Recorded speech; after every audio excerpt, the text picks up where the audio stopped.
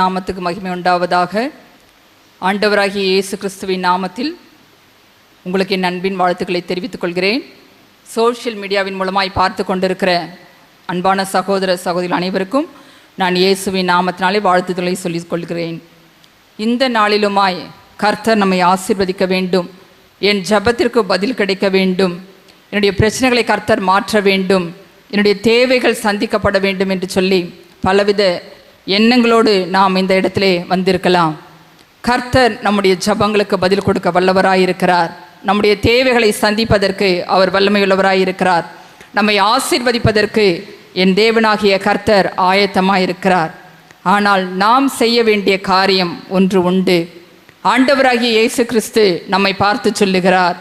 யோவான் 14ஆம் அதிகாரம் 14வது வசனத்திலே இப்படியாய் சொல்லுகிறார், என் நாமத்தினாலே நீங்கள் எதை கேட்டாலும் அதை நான் செய்வேன். ஆண்டவராகிய இயேசு கிறிஸ்துவின் நாமத்திலே நாம் ஜெபிக்கும் பொழுது கர்த்தர் நம்முடைய ஜெபங்களுக்கு பதில் கொடுக்க வல்லவராயிருக்கிறார். நம்முடைய தேவைகளை சந்திப்பதற்கு அவர் ஆயத்தமுள்ளவராயிருக்கிறார்.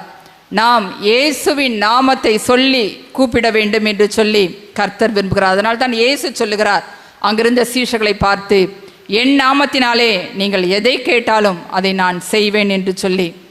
ஏசாயா தீர்க்கதரிசி கர்த்தருடைய நாமத்தை சொல்லும் பொழுது அவருடைய நாமம் அதிசயமானவர், ஆலோசனை கர்த்தா, வல்லமையுள்ள தேவன், நித்திய பிதா, சமாதான பிரபு என்னப்படும் என்று சொல்லுகிறார்.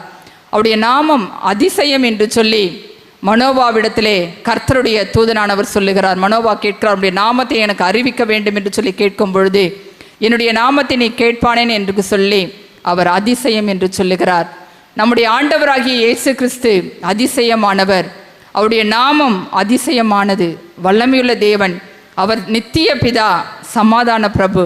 நம்முடைய வாழ்க்கையிலே நம்முடைய தேவைகளை சந்திப்பதற்கு, நம்முடைய குறைவுகளை மாற்றுவதற்கு, நமக்கு விடுதலை கொடுப்பதற்கு ஆண்டவராகிய இயேசு கிறிஸ்துவின் நாமம் பெரியதாய் இருக்கிறது. எபேசியர் 1ஆம் அதிகாரம் 20வது வசனம் இப்படியாய் சொல்லுகிறது, எல்லா நாமத்திற்கும் மேலாய் உயர்ந்திருக்கிறது நம்முடைய ஆண்டவராகிய இயேசு கிறிஸ்துவின் நாமம். பிலிப்பியர் 2:10-11 இப்படியாய் சொல்லுகிறது, எல்லா நாமத்திற்கும் மேலான நாமத்தை பிதாவாகிய தேவன் அவருக்கு தந்தருளினார் என்று சொல்லி நாம் இந்த வேத வசனங்களின் வாயிலாக அறிந்து கொள்ள முடிகிறது. கர்த்தருடைய நாமம் என்ன என்று சொல்லி வெளிப்படுத்தின விசேஷம் 19:13 சொல்லப்பட்டிருக்கிறது. அவருடைய நாமம் தேவனுடைய வார்த்தை. தேவனுடைய வார்த்தை தான் கர்த்தருடைய நாமம் என்று சொல்லி இந்த வசனம் தெளிவாய் நமக்கு போதிக்கிறது. அவருடைய நாமத்தை சொல்லி, அவருடைய வார்த்தைகளை சொல்லி, இந்த வேத வசனங்களை சொல்லி நாம் ஜெபிக்கும் பொழுது கர்த்தர் நம்முடைய ஜெபத்திற்கு பதில் கொடுக்க வல்லவராயிருக்கிறார். இயேசுவின் நாமத்தை சொல்லி நாம் கூப்பிடும் பொழுது முதலாவது நாம் தேவனிடத்திலிருந்து ஜெபத்திற்கான பதிலை பெற்றுக்கொள்ளுகிறோம். இயேசு வாழ்ந்த நாட்களிலே அநேகர் வந்து இயேசுவிடத்திலே சுகத்தை பெற்றுக்கொண்டார்கள். யாரெல்லாம் இயேசுவின் நாமத்தை சொல்லி கூப்பிட்டார்களோ அத்தனை பேரும் சுகத்தை பெற்றுக்கொண்டார்கள் என்று சொல்லி நாம் வேதத்தின் வாயிலாக அறிந்து கொள்ள முடிகிறது. பர்த்திமேய் என்கிற குருடனை குறித்து நாம் அறிவோம். அவன் இயேசுவிடத்தில் சென்று, ஆண்டவரே, தாவீதின் குமாரனே, எனக்கு இரங்கும் என்று சொல்லி அவன் இயேசுவை நோக்கி கூப்பிடுகிறான். அவன் இயேசுவின் நாமம், அவன் தாவீதின் குமாரன் என்று சொல்லி கர்த்தருடைய நாமத்தை சொல்லி கூப்பிடுகிறான். கர்த்தர் அவனுடைய ஜெபத்தை கேட்டார். உடனே அவனுக்கு பதில் வந்தது. அதே போல பாருங்க, குஷ்டரோகி ஒருவன், ஆண்டவரே, உமக்கு சித்தமானால் என்னை சுத்தமாக்க உம்மால் ஆகும் என்று சொல்லி இயேசுவை நோக்கி கூப்பிடுகிறான். அப்படி கூப்பிட்ட மாத்திரத்திலே இயேசு அவனை பார்த்து சொல்லுகிறார், எனக்கு சித்தம் உண்டே, நீ சுத்தமாக என்று சொல்லுகிறார். உடனே அந்த மனுஷன் குஷ்டரோகம் நீங்கி சுத்தமானான் என்று சொல்லி நாம் வேதத்திலே வாசிக்கிறோம். இப்படியாய் அநேக அற்புதங்கள், இயேசுவை எல்லாம் யாருடைய நாமத்தை சொல்லி கூப்பிட்டார்களோ அத்தனை பேர்களும் சுகத்தை பெற்றுக்கொண்டார்கள் என்று சொல்லி நாம் வேதத்தின் வாயிலாக அறிந்து கொள்ள முடிகிறது. வேதத்திலே 272 நாமங்கள் கர்த்தரை சொல்லப்பட்டிருக்கிறது. அந்த நாமங்களை சொல்லி நாம் கூப்பிடும் பொழுது கர்த்தர் நம்முடைய ஜெபங்களுக்கு பதில் கொடுக்க வல்லவராயிருக்கிறார். நாம் அநேக நேரங்களிலே சில தவறுகளை செய்கிறோம். இயேசுவின் நாமத்தை சொல்லி ஜெபிப்பதில்லை, கடவுளின் பெயரால் ஜெபிக்கிறோம் என்று சொல்லுகிறோம். இன்னும் ஒரு சிலர் இறைவனின் பெயரால் ஜெபிக்கிறோம் என்று சொல்வார்கள். இன்னும் சிலர் மேரியின் மூலமாக ஜெபிக்கிறோம், சூசையப்பர் மூலமாக ஜெபிக்கிறோம் என்று சொல்லி பல காரியங்களை சொல்லி ஜெபிக்கிறார்கள். அப்படி ஜெபிப்பதினால்தான் அவர்கள் ஜெபத்திற்கான பதிலை பெற்றுக்கொள்ள முடியவில்லை. காரணம், இயேசுவின் நாமத்தை சொல்லி கூப்பிடும் பொழுது மாத்திரம்தான் கர்த்தர் நம்முடைய ஜெபங்களுக்கு பதில் கொடுக்க முடியும். அதனால்தான் அவர் சொல்லுகிறார், என்னுடைய நாமத்தை சொல்லி கூப்பிடுங்கள்.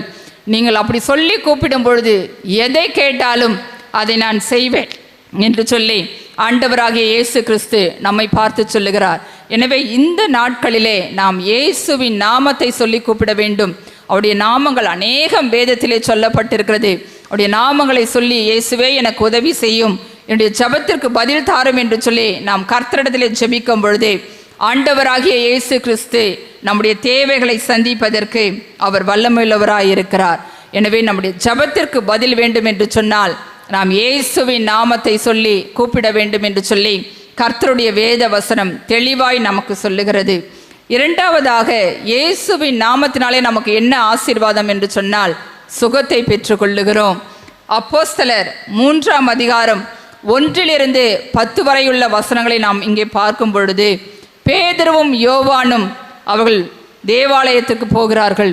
அப்படி தேவாலயத்திற்கு போகும் பொழுது அந்த தேவாலயத்தின் வெளியிலே தன்னுடைய தாயின் வயிற்றிலிருந்து பிறந்தது முதல் சப்பானியாயிருந்த ஒரு மனுஷனை அங்கே கொண்டு வந்து வைக்கிறார்கள்.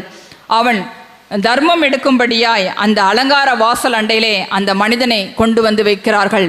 அப்படி அவன் உட்கார்ந்து இருக்கும் பொழுது பேதுருவும் யோவானும் அந்த தேவாலயத்துக்கு வருகிறார்கள். அந்த மனிதன் அவர்களை உற்று பார்த்து அவங்களை நோக்கி பார்க்கிறான்.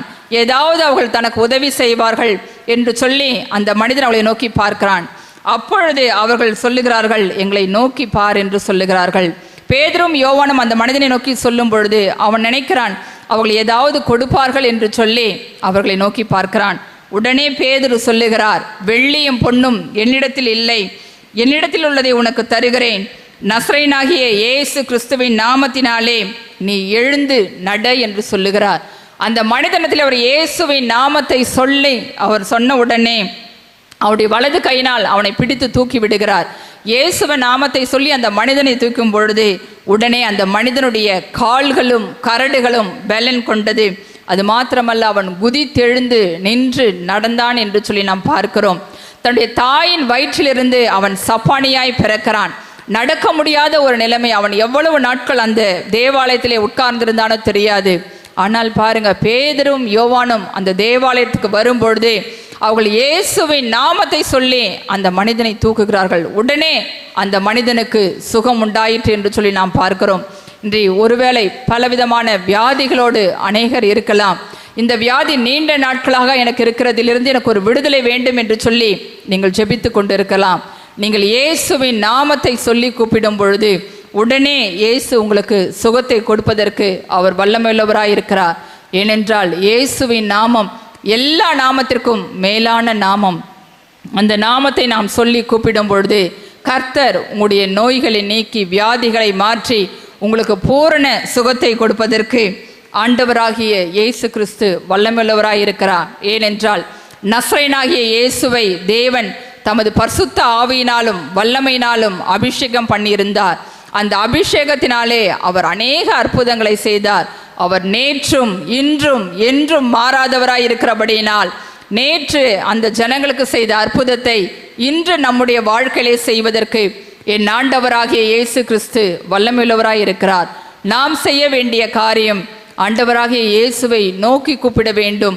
அவருடைய நாமத்தை சொல்லி கூப்பிடும் பொழுது கர்த்தர் எல்லா நோயிலிருந்தும் நமக்கு விடுதலை கொடுப்பதற்கு அவர் ஆயத்தமுள்ளவராய் இருக்கிறார். பாருங்க, அநேக அற்புதங்கள் வேதத்திலே சொல்லப்பட்டு இருக்கிறது. அவர்கள் எல்லாம் இயேசுவை நம்பி கூப்பிட்டார்கள், நாமத்தை சொல்லி கூப்பிட்டார்கள். அப்படி கூப்பிட்ட அனைவரும் சுகத்தை பெற்றுக்கொண்டார்கள் என்று சொல்லி நாம் வேதத்தின் வாயிலாக அறிந்து கொள்ள முடிகிறது. எனக்கு அன்பானவர்களே, நீங்களுமாய் கூட இயேசுவை நோக்கி கூப்பிடுங்கள், அவருடைய நாமத்தை சொல்லி கூப்பிடுங்கள். ஏகப்பட்ட நாமங்கள் இருக்கிறது. அவருடைய நாமங்களை சொல்லி நீங்கள் இயேசுவே எனக்கு உதவி செய்யும் என்று கூப்பிடும் பொழுது கர்த்தர் உங்களுடைய ஜெபத்துக்கு பதில் கொடுக்க வல்லவராயிருக்கிறார். உங்களை சுகத்தை கொடுத்து உங்களை ஆசீர்வதிப்பதற்கும் அவர் வல்லமையுள்ளவராயிருக்கிறார். அடுத்தபடியாக நாம் ஒரு காரியத்தை பார்க்கலாம். இயேசுவின் நாமத்தின் மூலமாக நமக்கு கிடைக்கிற இன்னொரு ஆசீர்வாதம் விடுதலை. பிசாசின் பிடியிலிருந்து அவர் விடுதலை கொடுப்பதற்கு அவர் வல்லமையுள்ளவராயிருக்கிறார். அப்போஸ்தலர் 16ஆம் அதிகாரம் 16 19 வரையுள்ள வசனங்களை நாம் பார்க்கலாம். இந்த இடத்திலே ஒரு காரியம் சொல்லப்பட்டிருக்கிறது. பவுலும் சீலாவும் அவர்கள் ஊழியம் செய்யும்படியாய் ஒரு இடத்திற்கு போய் கொண்டிருக்கிறார்கள். அவர்கள் ஜெபம் பண்ணுகிறதுக்கு போகும் பொழுது அந்த இடத்திலே ஒரு குறி சொல்லுகிற ஒரு ஆவியுடைய ஒரு பெண் இருக்கிறாள். பாருங்க, அந்த பெண் ஒவ்வொரு நாளும் அவர்கள் பவுலும் சீலாவும் போகும் பொழுது, இந்த மனுஷர் உன்னதமான தேவனுடைய ஊழியக்காரர், ரட்சிப்பின் வழியை நமக்கு அறிவிக்கிறவர்கள் என்று சொல்லி சத்தமிடுகிறாள். இவள் அநேக நாள் இப்படியாய் செய்து கொண்டு வருகிறாள். அவர்கள் ஊழியம் செய்வதற்கு அந்த அவளுக்குள்ளாய் இருந்த அசுத்தாவி ஒரு தடையாக இருந்தது. அவர்கள் அநேக நாள் செய்து வந்தபடினாலே பவுலுக்கு ஒரு நாள் அவர் கோபம் கொண்டார். அவர் சினம் கொண்டு அந்த பெண்ணை பார்த்து சொல்லுகிறார், இயேசு கிறிஸ்துவின் நாமத்தினாலே நீ இவளை விட்டு புறப்படும்போடி உனக்கு கட்டளையிடுகிறேன் என்று சொல்லுகிறார். உடனே அந்த ஆவி அந்த சகோதரியை விட்டு போயிற்று. காரணம், அவளுக்குள்ளாய் இருக்கிற அந்த அசுத்தாவி அவள் ஊழியம் செய்வதற்கு ஒரு இடையூறாக இருக்கிறது. அதை பவுல் ஆவியிலே உணர்ந்தபடியினாலே அவர் சொல்லுகிறார், இயேசு கிறிஸ்துவின் நாமத்தினாலே நான் உனக்கு கட்டளையிடுகிறேன். அவர் வேறு நாமத்தை சொல்லவில்லை, ஆண்டவராகிய இயேசுவின் நாமத்தை சொல்லி அவர் அதட்டும் பொழுது அந்த பெண்ணுக்குள்ளாயிருந்த அசுத்தாவி புறப்பட்டு போனது என்று சொல்லி நாம் இந்த வேதத்தின் வாயிலாக அறிந்து கொள்ள முடிகிறது. காரணம், ஆண்டவராகிய இயேசு கிறிஸ்து பிசாசை ஜெயித்து அதனுடைய தலையை நசுக்கி அவர் ஜெயம் எடுத்தார். அவர் ஜெயம் எடுத்தபடியினாலே அவர் எல்லா பிசாசின் பிடியிலிருந்தும் ஜனங்களை விடுதலை செய்வதற்கு அவர் வல்லமையுள்ளவராய் இருக்கிறார். மந்திரவாதிகளினால் ஒரு மனிதனை விடுதலை செய்ய முடியாது. குறி சொல்லுகிறவர்களால் ஒரு மனிதனுக்கு விடுதலையை கொடுக்க முடியாது. விடுதலையை கொடுக்கிறவர் என் ஆண்டவராகிய இயேசு கிறிஸ்து ஒருவர் மாத்திரமே. அவருடைய நாமத்தை சொல்லி நீங்கள் ஜெபிக்கும் பொழுது எப்பேற்பட்ட பிசாசுகளாய் இருந்தாலும் அதிலிருந்து கர்த்தர் அந்த பிசாசுகளை விரட்டி அவர் விடுதலையை கொடுப்பதற்கு அவர் வல்லமையுள்ளவராய் இருக்கிறார். நாம் இயேசுவின் நாமத்தை சொல்லி கூப்பிட வேண்டும். இன்றைக்கு அநேக ஜனங்கள் மந்திரவாதிகளினாலே குறி சொல்லுகிறவர்களாலே கட்டப்பட்ட நிலைமையிலே காணப்படுகிறார்கள். நாம் அவர்களுக்கு இயேசுவின் நாமத்தை சொல்ல வேண்டும். நீங்கள் இயேசுவின் நாமத்தை நோக்கி கூப்பிடுங்கள், இயேசுவை நோக்கி கூப்பிடுங்கள், இயேசு உங்களுக்கு விடுதலை தருவார் என்று சொல்லி நாம் அந்த ஜனங்களிடத்திலே சொல்லும் பொழுது அவர்கள் இயேசுவை நிச்சயம் நோக்கி கூப்பிடுவார்கள். காரணம், அவர்கள் அநேகர் இன்றைக்கு விடுதலை இல்லாமல் தவித்து கொண்டு இருக்கிறார்கள். அப்படி நாம் கர்த்தருடைய வார்த்தை அந்த ஜனங்கள் மத்தியிலே சொல்லும் பொழுது யாரெல்லாம் இயேசுவை விசுவாசித்து கூப்பிடுகிறார்களோ கர்த்தர் அவர்களுக்கு அற்புதம் செய்வதற்கு வல்லமையுள்ளவராய் இருக்கிறார். சில நாட்களுக்கு முன்பாக சகோதரி அவர்கள் வீட்டிற்கு வந்திருந்தார்கள். அவர்கள் ஒரு காரியத்தை எங்களிடத்திலே பகிர்ந்து கொண்டார்கள். அவருடைய தகப்பனார், சகோதரிய தகப்பனார், அவர் பல வருடங்களுக்கு முன்பாக அவர் ஊழியம் செய்து கொண்டிருந்தார். அவர்கள் சொன்னார்கள், அநேகர் அந்த சின்ன கூட்டமாக தான் இருக்கும், ஆனால் அந்த நாட்கள் அப்படி போதிய வசதிகள் கிடையாது. அதனால் அவர்கள் கூட்டங்கள் போடும் பொழுது நாங்கள் தான் அங்கே போய் பாட்டு பாடுவோம். அப்படி வரும்பொழுது எல்லா ஜனங்களும் பிசாசினாலே கட்டப்பட்டவர்கள், கண்ணு தெரியாதவர்கள், பலவித வியாதிகளோடு இருக்கிறவர்கள் எல்லாம் வந்து நிற்பாங்க. ஒன்றும் சொல்ல மாட்டாங்க. அவர் வந்து சித்தப்பா சொல்வார், எல்லாரையும் முன்னாடி கூப்பிட்டு இயேசுவின் நாமத்தினாலே உனக்கு விடுதலை என்று சொல்லி அந்த ஒரு வார்த்தை தான் சொல்லுவார். உடனே அத்தனை பேரும் சுகத்தை பெற்றுக்கொண்டதை நாங்கள் பார்த்தோம். கண் தெரியாதவர்கள் அநேகர் உடனே நாங்கள் பார்வையடைந்தோம் என்று சொல்லுவார்கள். காது கேட்காதவர்கள் ஜெபித்து முடித்தவுடனே அவர் இயேசுவின் நாமத்தை மாத்திரம்தான் சொல்லி ஜெபிப்பார், வேற எதையும் சொல்ல மாட்டார். சொன்ன உடனே அவருடைய காதுகள் திறக்கப்படும். அப்படியாய் ஒரு வல்லமையாய் கர்த்தர் அவரை பயன்படுத்தினார். அந்த நாட்களிலே போதிய இது போன்ற இந்த சோஷியல் மீடியாக்கள் இல்லாதனாலே ஒன்றுமே தெரியவில்லை. ஆனால் கர்த்தர் என்னுடைய சித்தப்பாவை அவ்வளவு வல்லமையாக பயன்படுத்தினார். அவர் வைத்திருந்த ஒரே ஒரு நம்பிக்கை, அவர் இயேசுவின் மீது நம்பிக்கை வைத்திருந்தார். அவர் இயேசுவின் நாமத்தை மாத்திரம்தான் சொல்லி கூப்பிடுவார், வேற எதையும் அவர் சொல்ல மாட்டார். கர்த்தர் அப்படியாய் அவரை வல்லமையாய் பயன்படுத்தினார் என்று சொல்லி அவர்கள் சாட்சியாக அதை கூறினார்கள். பாருங்க, இன்றைக்கும் அவர் நேற்றும் இன்றும் என்றும் மாறாதவராய் இருக்கிறார். நேற்று அந்த ஊழியக்காரர் மூலம் செய்த அற்புதத்தை இன்றைய நாட்களிலே கர்த்தர் நம் மூலமாய் செய்வதற்கு அவர் வல்லமையுள்ளவராய் இருக்கிறார். காரணம், நாம் அவருடைய நாமத்தை சொல்லி கூப்பிட வேண்டும்.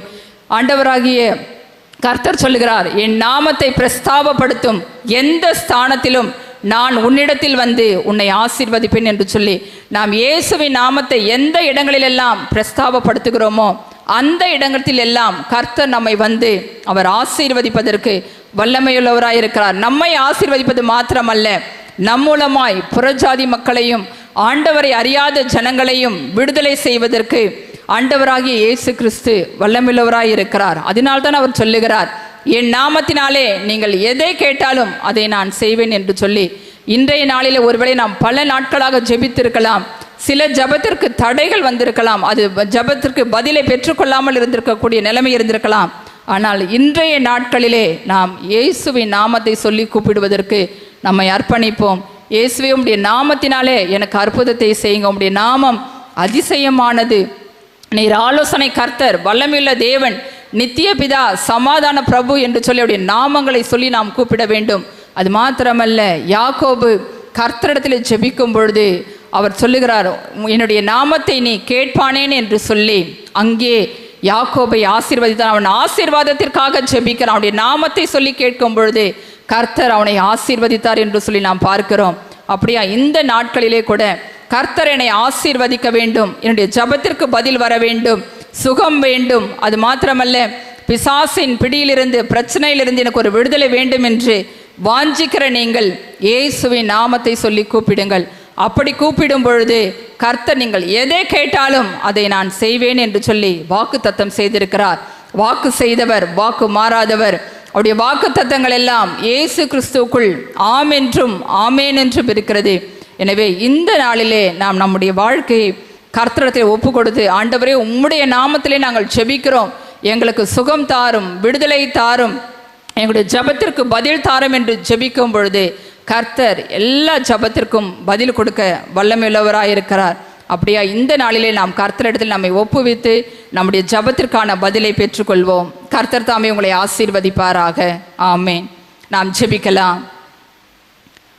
அன்பின் தகப்பனே, உம்மை நன்றியோடு துதிக்கிறேன் ஆண்டவரே, ஸ்தோத்தரிக்கிறேன்.